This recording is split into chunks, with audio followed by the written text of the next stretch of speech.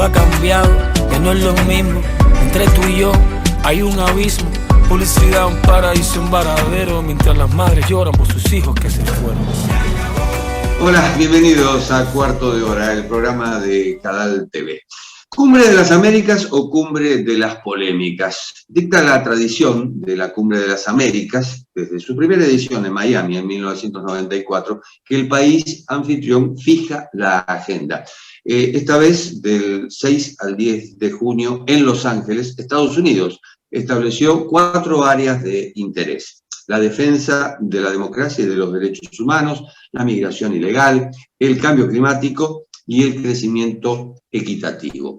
La virtual exclusión de la lista de invitados de Cuba, Venezuela y Nicaragua en el primer cónclave de esta magnitud de la era Joe Biden, es decir, del presidente Joe Biden, levantó ampollas en varios países, empezando por México. Su presidente Andrés Manuel López Obrador suspendió o dijo que supedita su asistencia a la incorporación de los 3 países en la picota. Le siguió Bolivia, con Luis Arce, el presidente Luis Arce, y pusieron en duda su participación Brasil, Jair Bolsonaro, y también los 15 países del CARICOM, de la Comunidad del Caribe. En Los Ángeles está Gabriel Salvia, que es el director general de CADAL. Le damos la bienvenida. Hola, Gabriel. Hola, Jorge, ¿cómo estás? Bien, bueno, momentos previos de la Cumbre de las Américas o de las polémicas. Las dos cosas, creo, van de la mano, ¿no? Nosotros de Cadal ya desde hace un tiempo venimos participando en el espacio de la OEA que tiene para la sociedad civil y en muchos casos organizando los eventos alternativos, ¿no? Tratando los temas que son de nuestro interés, como la promoción de los derechos humanos, la democracia y la solidaridad democrática internacional con nuestros colegas en países donde está cerrado el espacio cívico. ¿Crees que de la cumbre puede surgir algún cambio, más allá del intento de Biden de recomponer las relaciones con el hemisferio después de la anulación del gobierno de Donald Trump? No lo creo.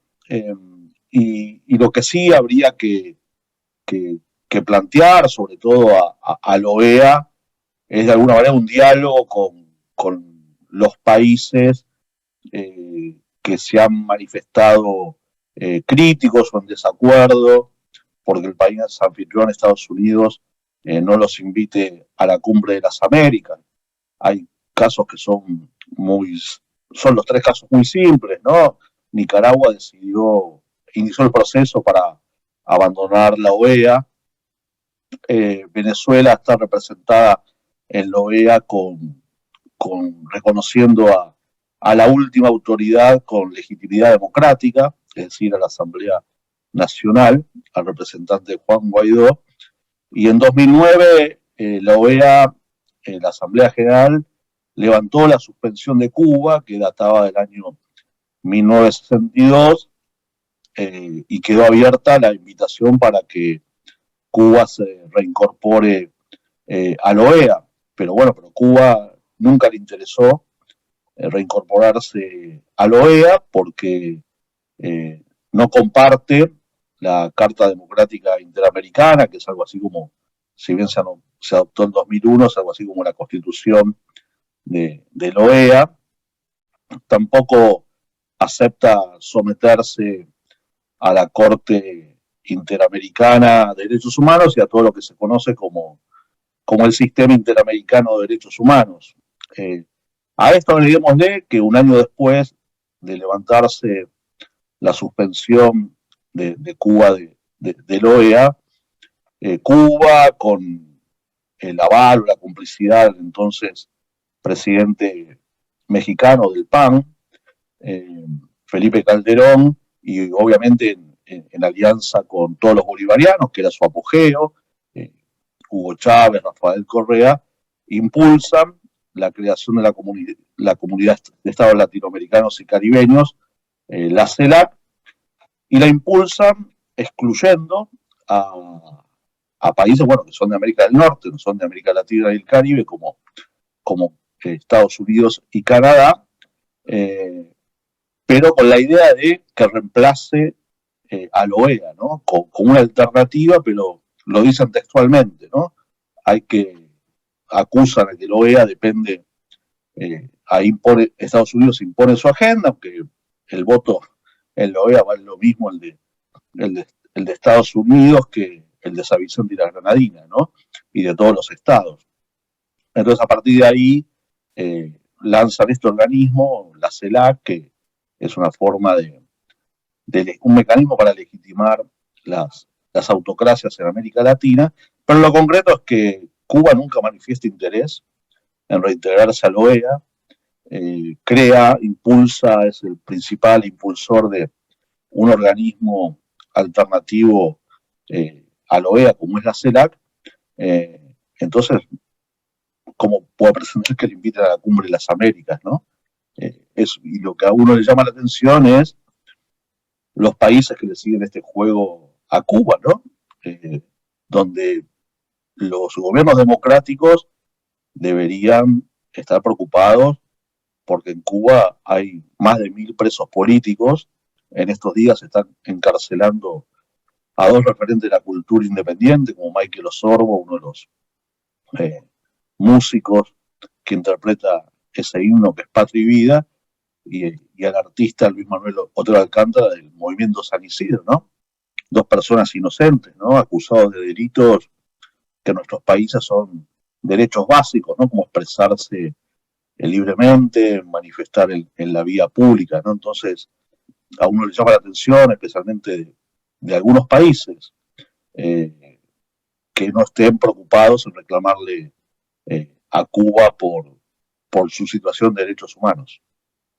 La falta de sensibilidad, evidentemente, y de empatía, claro está, con la sociedad, más allá de los gobiernos, o en este caso del régimen. Pero la pregunta es, ¿Cuba es excluida, Cuba, Nicaragua, Venezuela, o en el caso de Cuba, se autoexcluye? Bueno, claramente se autoexcluye porque no acepta la OEA. O sea, Cuba nunca inició el diálogo para reincorporarse a la OEA. Y no lo inició porque no acepta la Carta Democrática Interamericana, no acepta el sistema interamericano de derechos humanos y, en definitiva, no quiere estar en la OEA. Entonces, no entiendo cuál es la lógica de pedir que te invite a un organismo en el cual no te interesa ser parte, ¿no? Y como decíamos antes, ¿no?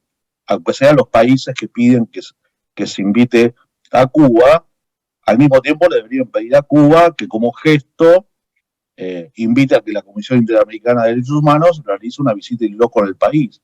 Es decir, en general, cuando a algún país se le pide expresarse sobre la grave situación de derechos humanos en Cuba, donde los derechos humanos están criminalizados como política de Estado, ¿no? Es la diferencia con países como México o Colombia, donde falla el Estado, pero que no hay leyes que claramente expresan la violación de derechos humanos, como estos de desacato, desorden público o peligrosidad social predelictiva que hay en Cuba. Entonces, me parecería importante que, así como cuando a muchos países piden incluir la condena al embargo para condenar las violaciones a los derechos humanos en Cuba, cuando en este caso piden porque se invite al régimen de partido único de Cuba, al mismo tiempo le piden a Cuba, bueno, mira, vamos a hacer lo posible para que el país anfitrión, Estados Unidos, te invite a la Cumbre de las Américas, pero sometete, tener un gesto y aceptar extender una invitación a la Comisión Interamericana de Derechos Humanos para que realice una visita al país, ¿no? Si dicen que en tu país se están violando los derechos humanos, que hay más de 1.000 presos y ustedes lo niegan, bueno, inviten a la comisión, o sea, tengan un gesto. Claramente el gobierno de Cuba utiliza esto como una forma de propaganda, de extorsión, con esa estrategia permanente de victimizarse y en lugar de estar los países democráticos poniendo los ojos en las violaciones a los derechos humanos en Cuba, en que muchísima gente inocente esté presa, le está siguiendo el juego al régimen de partido único de Cuba porque no le invitan a una cumbre de un organismo al cual no desea pertenecer. Es realmente insólito, ¿no? Y cuando hablamos de violaciones a los derechos humanos en Cuba, estamos hablando de derechos, gente presa por ejercer derechos, ¿no? En nuestros países, si en nuestros países encarcelaran a las personas por los delitos que existen en Cuba, estaríamos la mitad presos, ¿no? Entonces hay que ponerse en el lugar de la gente de Cuba, ¿no? Yo soy argentino, en Argentina la protesta social es de todos los días, ¿no? De hecho, los medios reportan todas las mañanas dónde hay protestas para que la gente se organice y sepa cómo tiene que movilizarse para ir de un lugar a otro.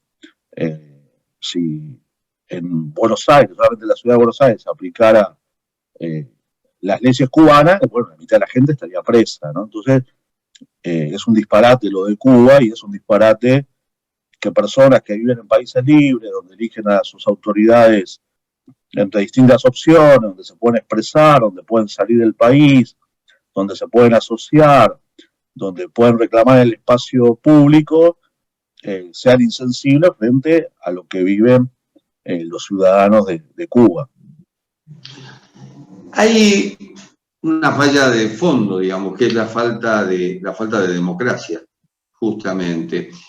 Hay una nueva generación, que es la del 11 de julio de 2021, que supera inclusive a la del movimiento San Isidro, porque el movimiento San Isidro en todas sus protestas en La Habana y el 11 de julio se extendió a todo el país. Pero esa misma generación te dice que más allá de las protestas y demás, ven muy lejana la apertura.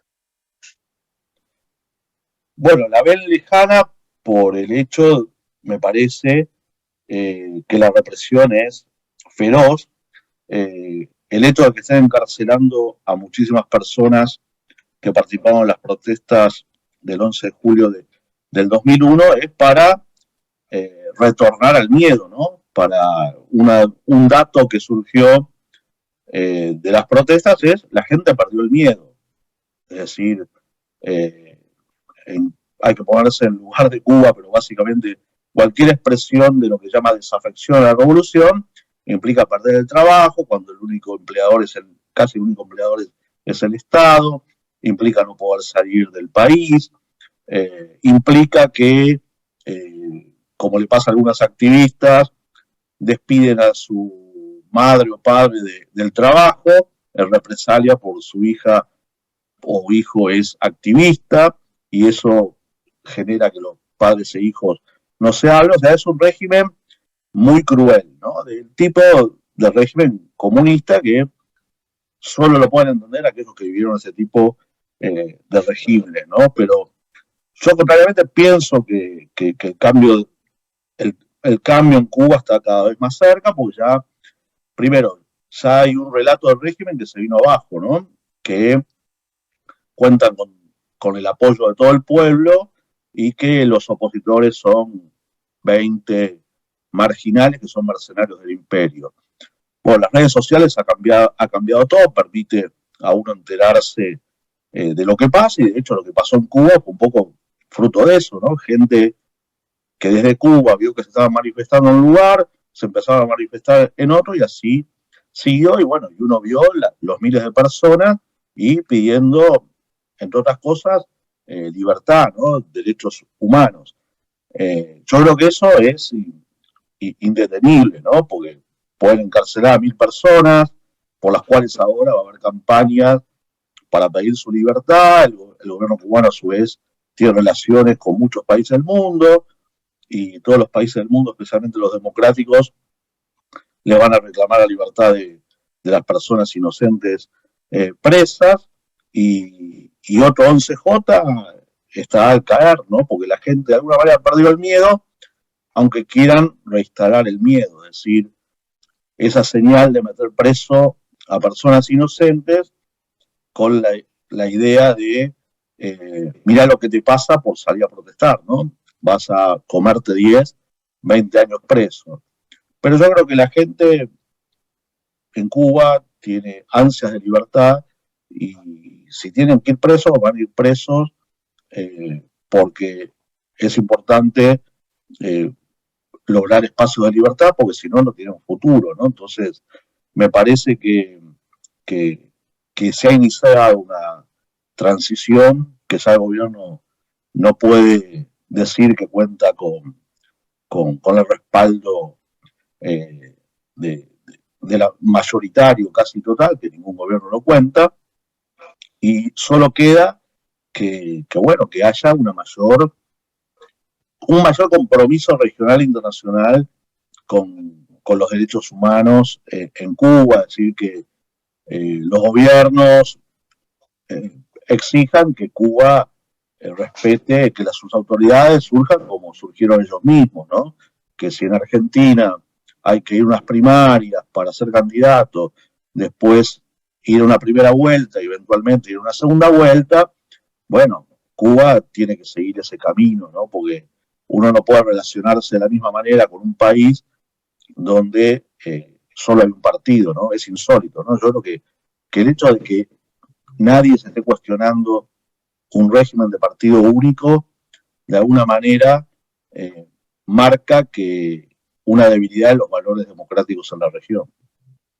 Vuelvo a la inquietud inicial para cerrar esta entrevista. ¿Crees que de la Cumbre de las Américas puede surgir algún resquicio de apertura, más allá de las concesiones de Biden? Porque no lo invita por un lado, pero le ha hecho concesiones al régimen por el otro, lo mismo ocurrió con Venezuela, pero ¿puede surgir algún resquicio, al menos para denunciar esta violación de los derechos humanos en Cuba? Esperamos que sí, sobre todo porque, bueno, la OEA también tiene un relator para Cuba y creo que una de las tareas que tiene que fijarse ese relator es dialogar con los países que no ven lo que todos vemos respecto a Cuba, ¿no? La preocupación de todo país democrático, con sus autoridades democráticas, tiene que ser en la situación de las personas que están presas por ejercer derechos humanos y no interceder por una dictadura que los viola. Gracias, Gabriel. Gracias a ti, Jorge, un placer. Un placer. Y así concluimos este cuarto de hora, estos 15 minutos de reflexión en Cadal TV. Hasta la próxima. Entre tú y yo hay un abismo, publicidad, un paraíso, un varadero, mientras las madres lloran por sus hijos que se fueron.